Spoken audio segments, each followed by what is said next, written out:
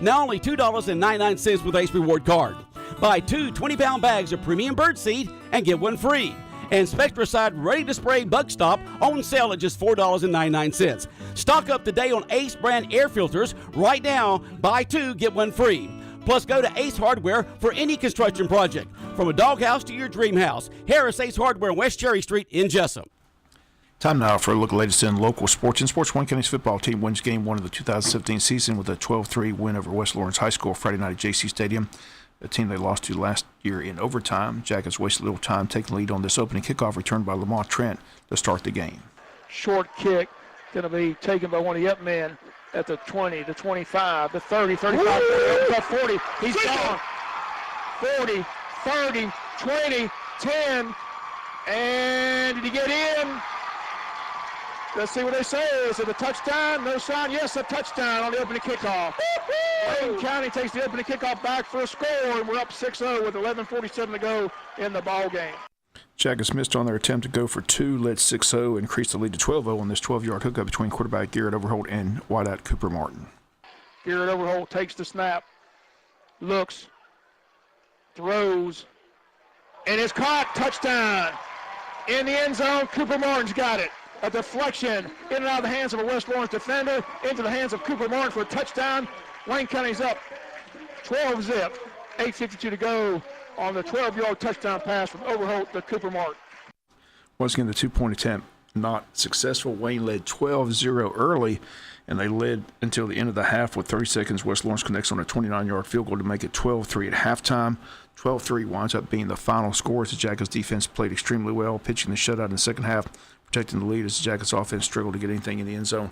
Remainder of the evening, West Lawrence defense played well. Also, both defenses dominated the second half action.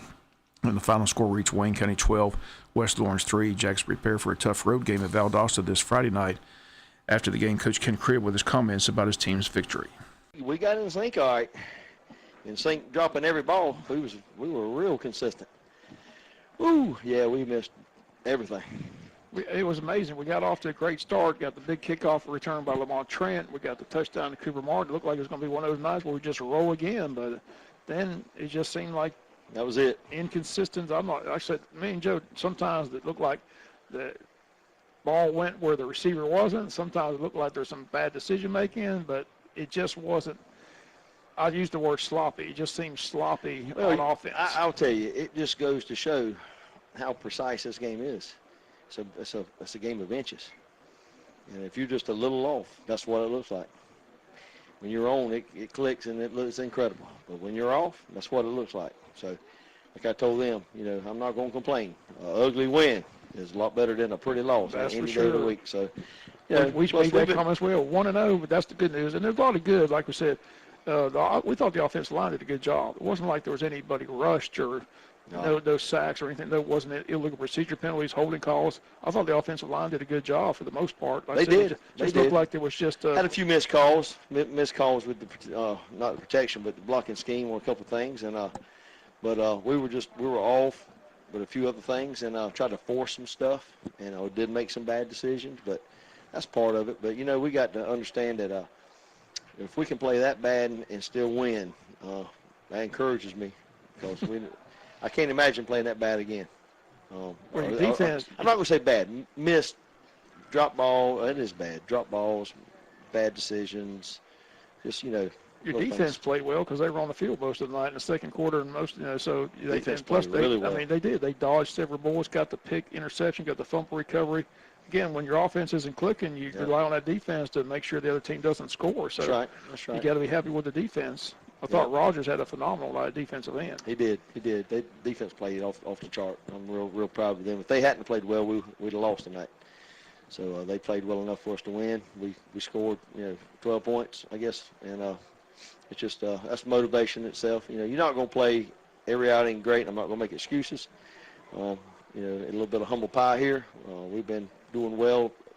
Everything we've done up to this point has been pretty dang on point. Right. That's why I guess it was so surprising to me. We just couldn't get in sync. I thought at halftime we were going to get in sync, but third quarter just kept on going like it was in the second quarter. You think he was a little bit nervous? First game under the lights. I think we panicked and pressed I think when we weren't clicking, we knew it. We started squeezing, started trying to force things and trying to make things happen, and just never got it going. And again, those comments after the game of Coach Cribb. Stats in the game not pretty, just not a lot of offense generated Friday night. West Lawrence, Dory, and Edmond had 97 yards in the first half, then kind of disappeared the remainder of the evening. Never got the ball much in the second half. When he did, was stopped by the Yellow Jacket defense. Once again, a 12-3 win. Nice 1-0 start to the season. Again, the team already focusing on the Wildcats of Valdosta. We'll have it for you here Friday on Big Dog Country FM 105.5. Other games from the weekend, the scores. The Islands of Savannah defeated Long County 21-14. Coffee over Brunswick on Saturday. It got lightning dot on Friday, but they played it on Saturday. Coffee wins 30-13. Glen Academy whips up on Ware County 31-7. Grayson over Hoover, Alabama 35-26. Bacon County over Pierce County 21-6. Venice of Florida crushed Camden 35-3. Bradwell beat Liberty 22-7. Stars Mill 40, Noonan 13. Burke County beat Statesboro 42-27. Richmond Hill 38, Southeast Bullock 21. And Charlton County 33, Brantley County 18. Varsity girls softball team will be in action Tuesday here at home. The game time is 5:30, so note that. Normally they're at 6, but this one's been set for 5:30. Going to take on Veterans High School. Lady Jackets just completed a 3-game sweep up in Conyers, Georgia over the weekend to improve their overall record to 10-0.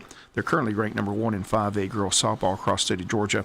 That poll came out last week, has Wayne County 1, followed by Chamblee 2, Lithia Springs 3, Jackson out of Atlanta 4, Arabia Mountain 5, Locust Grove 6, Carrollton 7th. Southwest DeKalb comes in at 8, Buford 9th, and Whitewater 10th. Our congrats to the girls and coaches on the number 1 ranking.